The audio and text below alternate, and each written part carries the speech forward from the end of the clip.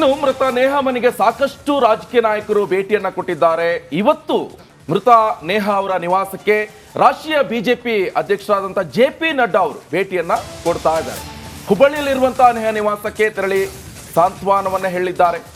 ಮಧ್ಯಾಹ್ನ 2:25ಕ್ಕೆ ಹುಬ್ಬಳ್ಳಿ ಏರ್ಪೋರ್ಟ್ಗೆ JP ನಡ್ಡಾ ಆಗಮನ ಆಗುತ್ತೆ.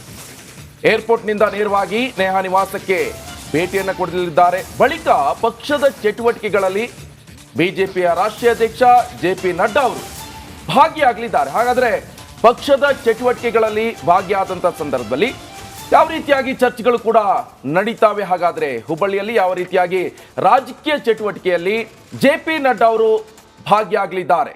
ಬಹಳ ಪ್ರಮುಖವಾಗಿ ಕಿತ್ತೂರು ಕರ್ನಾಟಕದ ಲೋಕಸಭಾ ಕ್ಷೇತ್ರಗಳ ಗೆಲುವಿಗೆ ತಂತ್ರಗಾರಿಕೆಯನ್ನ ಹೆಣೆಯುವಂತ ಸಾಧ್ಯತೆಯಲ್ಲಿ ಪಕ್ಕಾ ಆಗ್ತಾ ಇದೆ. ಹಾಗೆ ಮಧ್ಯಾಹ್ನ 3 ಗಂಟೆಯಿಂದ ಬಿಜೆಪಿ ಪ್ರಮುಖರ ಜೊತೆ ಸಭೆಯನ್ನು ಕೂಡ ಉದ್ದೇಶಿಸಿ ಆ ಸಭೆಯಲ್ಲೂ ಕೂಡ ಒಂದಿಷ್ಟು ಚರ್ಚೆಗಳನ್ನು ಕೂಡ ನಡೆಸಲಿದ್ದಾರೆ. ಅದಾದ ನಂತರ ಸಂಜೆ 4:30ಕ್ಕೆ ಸಾಕಾರೆ ಶಾಲಾ ಮೈದಾನದಲ್ಲಿ ಬೃಹತ್ ಸಮಾವೇಶವನ್ನು ಕೂಡ ಇಟ್ಕೊಂಡಿದ್ದಾರೆ. ಹುಬ್ಬಳ್ಳಿಯ ಬಿಜೆಪಿಯ ಅಭ್ಯರ್ಥಿ ಪ್ರಹ್ಲಾದ್ ಜೋಶಿ ಸೇರಿ ಬಿಜೆಪಿಯ ಅನೇಕ ಅಭ್ಯರ್ಥಿಗಳ ಪರವಾಗಿ ಮತಯಾಚನೆ ಮಾಡ್ತಾರೆ. ಅದಾದ ನಂತರ 9 ಗಂಟೆಗೆ ರಾತ್ರಿ ಡೆನ್ಸನ್ ಹೋಟೆಲ್ನಲ್ಲಿ ಕೋರ್ ಕಮಿಟಿ ಸಭೆ ಕೂಡ ನಡೆಸಲಾಗುತ್ತೆ. ನೇಹಾ ನಿವಾಸಕ್ಕೆ ಅಧ್ಯಕ್ಷ JP ನಡ್ಡಾ ಭೇಟಿ ನೀಡುವಂತ ಸಾಧ್ಯತೆ ಕೂಡ ಇರುವಂತದ್ದು. ಈಗಾಗಲೇ ಗಮನಿಸ್ತಾ ಇದ್ವಿ, ಒಂದ್ ಕಡೆ ರಾಜಕೀಯ ನಾಯಕರು, ಹಲವಾರು ನಾಯಕರು ಕೂಡ ಈಗಾಗಲೇ ಭೇಟಿಯನ್ನು ಕೊಟ್ಟಿದ್ದಾರೆ. ಇವತ್ತು JP ನಡ್ಡಾ ಬರ್ತಾ ಇರುವಂತದ್ದು ನೇಹಾ ಮನೆಗೆ. ಅದ್ರ ಜೊತೆ ಒಂದಿಷ್ಟು ಚರ್ಚೆ 24ನೇ ತಾರೀಕಿಗೆ ಅಮಿತ್ ಶಾ ಅವರು ಬರ್ತಾರೆ. ಇಂಟ್ರೆಸ್ಟಿಂಗ್ ಅಂದ್ರೆ ಹುಬ್ಬಳ್ಳಿಯಲ್ಲೇ ವಾಸ್ತವ್ಯ ಹೂಡ್ತಾರಂತೆ ಅಮಿತ್ ಶಾ ಅವರು.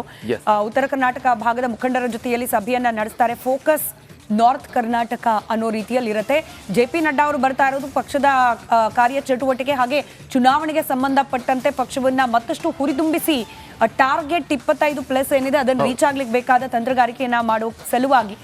ಈಗ ಕಾಂಗ್ರೆಸ್ನ ಕಾರ್ಪೊರೇಟರ್ ಮಗಳಾದ್ರೂ ಕೂಡ ನೇಹಾ ಹಿಂದೆ ಬಿಜೆಪಿಯಲ್ಲಿ ಇದ್ದವರು, ನಿರಂಜನ್ ಹಿರೇಮಠ ಅವರು. ಹಾಗೆ ಬಿಜೆಪಿ ಈ ಪ್ರಕರಣವನ್ನ ನಾವು ಗಮನಿಸಿದ್ವಿ, ಇದು ಒಬ್ಬ ಮುಸ್ಲಿಂ ಯುವಕನಿಂದ ಹಿಂದೂ ಯುವತಿಯ ಮರ್ಡರ್ ಅನ್ನೋ ರೀತಿಯಲ್ಲೇನೆ ಇಡೀ ಚಿತ್ರಣವನ್ನ ಕಟ್ಟಿಕೊಳ್ಳೋ ಪ್ರಯತ್ನ ಆಗ್ತಾ ಇದೆ. ಇನ್ಫ್ಯಾಕ್ಟ್ ಅದು ನಿಜ ಕೂಡ ಹೌದು. ಹೀಗಾಗಿ ಒಂದಷ್ಟು ಎನ್ಕ್ಯಾಶ್ ಮಾಡ್ಕೊಳ್ಳೋ ಪ್ರಯತ್ನ ಬಿಜೆಪಿ ಕಡೆಯಿಂದ ಕೂಡ ಆಗ್ತಾ ಇದೆ. ಅಂದ್ರೆ ನೋಡಿ, ಕಾಂಗ್ರೆಸ್ನ ಕಾರ್ಪೊರೇಟರ್ ಆಗಿದ್ರು ಕೂಡ ಅವರಿಗೆ ಸ್ಪಂದನೆ ಸಿಗ್ತಾ ಇರೋದು ಬಿಜೆಪಿ ಕಡೆಯಿಂದ.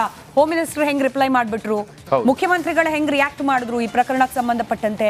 ಅಂದ್ರೆ ತಮ್ಮದೇ ಪಕ್ಷದ ಕಾರ್ಪೊರೇಟರ್ ಆದ್ರೂ ಕೂಡ ಈ ವಿಚಾರದಲ್ಲೂ ಕೂಡ ಓಲೈಕೆ ಮಾಡ್ಲಿಕ್ಕೆ ಹೋಗ್ಬಿಟ್ರು ಇಡೀ ಸರ್ಕಾರದ ಪ್ರತಿನಿಧಿಗಳು ಅನ್ನೋ ರೀತಿಯಲ್ಲಿ ಮಾಡ್ತಾ ಈ ನೊಂದ ಕುಟುಂಬಕ್ಕೆ ಬೆಂಬಲವಾಗಿ ನಿಂತಿರೋದು ನಾವು ಅನ್ನೋದನ್ನ ಪದೇ ಪದೇ ತೋರಿಸುವ ಸಲುವಾಗಿ ಬಿಜೆಪಿ ಕೂಡ ಒಂದಷ್ಟು ಗ್ರೌಂಡ್ ವರ್ಕ್ ಮಾಡ್ತಾ ಇದೆ. ನಡ್ಡಾ ಅವರ ಭೇಟಿ ಕೂಡ ಅದರ ಭಾಗ.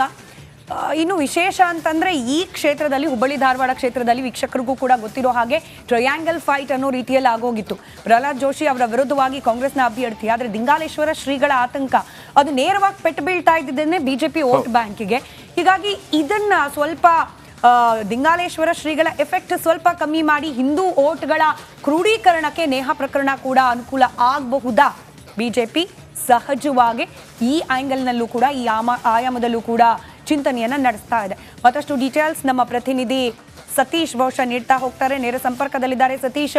ನಡ್ಡಾ ಅವರ ಭೇಟಿ, ಕುಟುಂಬಕ್ಕೆ ಸಾಂತ್ವನ, ಇದೆಲ್ಲವೂ ಸರಿ, ಮಾನವೀಯತೆಯ ದೃಷ್ಟಿಯಿಂದ ಮಾಡಲೇಬೇಕು. ಯಾವುದೇ ರಾಷ್ಟ್ರೀಯ ಪಕ್ಷವಾದರೂ ಸರಿ, ಚಿಕ್ಕ ಪುಟ್ಟ ಪ್ರಾದೇಶಿಕ ಪಕ್ಷವಾದರೂ ಸರಿ, ಅದರ ಪ್ರತಿನಿಧಿಗಳು ಮಾಡಬೇಕಾಗಿರೋ ಕೆಲಸ. ಆದರೆ ಚುನಾವಣೆ ಸಂದರ್ಭ ಆಗಿರೋದ್ರಿಂದ ಲಾಭ ನಷ್ಟದ ಲೆಕ್ಕಾಚಾರಗಳು ನೋ ಡೌಟ್ ನಡೆದಿರುತ್ತೆ. ಸೊ ಏನೆಲ್ಲ ಲೆಕ್ಕಾಚಾರಗಳು ಇದೆ, ಡೀಟೇಲ್ಸ್ ಹಂಚ್ಕೊಳ್ಳೋದಾದ್ರೆ.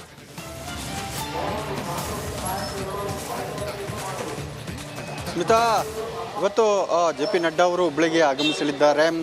ಪಕ್ಷದ ಕಾರ್ಯಕ್ರಮ, ಸಭೆ, ಸಮಾವೇಶ, ಚುನಾವಣೆ ಸಂದರ್ಭದಲ್ಲಿ ಅವರು ಬರ್ತಾ ಇದ್ದಾರೆ.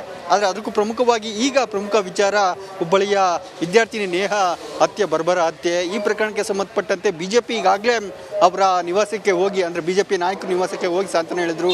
ಈಗ ರಾಷ್ಟ್ರೀಯ ಅಧ್ಯಕ್ಷರೇ ಅವರ ಮನೆಗೆ ಹೋಗ್ತಾ ಇದ್ದಾರೆ. ಮಧ್ಯಾಹ್ನ ಅವರ ನಿವಾಸಕ್ಕೆ ಹೋಗಿ ಅವರ ಕುಟುಂಬಸ್ಥರಿಗೆ ಸಾಂತ್ವನ ಹೇಳ್ತಾರೆ. ಅದು ಒಂದು ಕಡೆ. ಯಾಕಂದರೆ ಹುಬ್ಬಳ್ಳಿಯಲ್ಲಿ ಈಗ ಬೇರೆ ಬೇರೆ ವಿಚಾರಗಳು ಚರ್ಚೆ ಆಗ್ತಾ ಇದೆ. ಚುನಾವಣೆ ಸಂದರ್ಭ ಆಗಿರೋದ್ರಿಂದ ಕಾಂಗ್ರೆಸ್ ಮತ್ತು ಹಾಗೆ ಪಕ್ಷೇತರವಾಗಿ ದಿಂಗಾಲೇಶ್ವರ ಸ್ವಾಮಿ ಮತ್ತು ಬಿಜೆಪಿ ಅಭ್ಯರ್ಥಿಗಳ ನಡುವೆ ಟ್ರಯಾಂಗಲ್ ಫೈಟ್ ಇರೋದ್ರಿಂದ ಹೆಚ್ಚು ಮತವನ್ನು ಸೆಳೆಯಲಿಕ್ಕೆ ಸಾಕಷ್ಟು ಸ್ಟ್ರಾಟಜಿಗಳು ಮಾಡ್ತಾ ಇದ್ದಾರೆ. ಆ ನಿಟ್ಟಿನಲ್ಲೇ ಜೆ ಪಿ ನಡ್ಡಾ ಅವರು ನೇಹಾ ಅವರ ನಿವಾಸಕ್ಕೆ ಹೋಗಿ ಆ ಹಿನ್ನೆಲೆಯಲ್ಲಿ ಅದು ತಮ್ಮ ಚುನಾವಣೆಗೆ ಬಳಸ್ಕೊಳ್ಳುವ ಸಾಧ್ಯತೆಗಳು ದಟ್ಟವಾಗಿದೆ. ಆ ನಿಟ್ಟಿನಲ್ಲೇ ಬಿಜೆಪಿ ನಾಯಕರು ಕೂಡ ಪ್ರಯತ್ನವನ್ನು ಪಡ್ತಾ ಇದ್ದಾರೆ. ಇವತ್ತು ಮಧ್ಯಾಹ್ನ ಅವರ ನಿವಾಸಕ್ಕೆ ಹೋಗ್ತಾರೆ. ಬಹುತೇಕ ಬಿಜೆಪಿಯ ಪ್ರಮುಖರು ಮತ್ತು ಎಬಿವಿಪಿ ನೇಹಾ ಕುಟುಂಬದ ಜೊತೆ ನಿಂತಿದೆ. ಆದರೆ ಕಾಂಗ್ರೆಸ್ ಅವರು ಯಾರು ಇಲ್ಲ ಅನ್ನೋದು ಅವರ ಸ್ವತಃ ತಂದೆಯವರೇ ಆರೋಪ ಮಾಡ್ತಾ ಇದ್ದಾರೆ. ಹೀಗಾಗಿನೇ ಇದರ ಲಾಭ ಪಡೆಯಲಿಕ್ಕೆ ಸಹಜವಾಗಿಯೇ ಬಿಜೆಪಿ ಯತ್ನಿಸುತ್ತೆ. ಈ ನಿಟ್ಟಿನಲ್ಲಿ ನಡ್ಡಾ ಅವರ ಈ ಭೇಟಿ ಅತ್ಯಂತ ಪ್ರಮುಖವಾಗಿದೆ. ಚುನಾವಣೆ ಮೇಲೆ ಪ್ರಭಾವ ಬೀರುವ ಸಾಧ್ಯತೆ ಇದೆ. ಸ್ಮಿತಾ ಕಾದು ನೋಡಬೇಕು ಇದರ ಲಾಭ ಬಿಜೆಪಿ ಹೇಗೆ ಪಡೆಯುತ್ತೆ ಅಂತ. ಯಾಕಂದರೆ ದಿಂಗಲೇಶ್ವರ ಸ್ವಾಮೀಜಿಗಳು ಕಣದಲ್ಲಿ ಇರೋದ್ರಿಂದ ಅವರಿಂದ ಡ್ಯಾಮೇಜ್ ಆಗುವ ಓಟ್ಗಳನ್ನು ಪಡಿಬೋದಾ ಆ ಲೆಕ್ಕಾಚಾರ ಕೂಡ ಇದರಲ್ಲಿ ನಡೆಯುತ್ತೆ. ಕಾದು ನೋಡಬೇಕು ಇದು ಯಾವ ರೀತಿ ವರ್ಕೌಟ್ ಆಗುತ್ತೆ ಅನ್ನೋದನ್ನ. ಸ್ಮಿತಾ. ರೈಟ್, ಧನ್ಯವಾದ ಸತೀಶ್ ಮಾಹಿತಿಗಾಗಿ.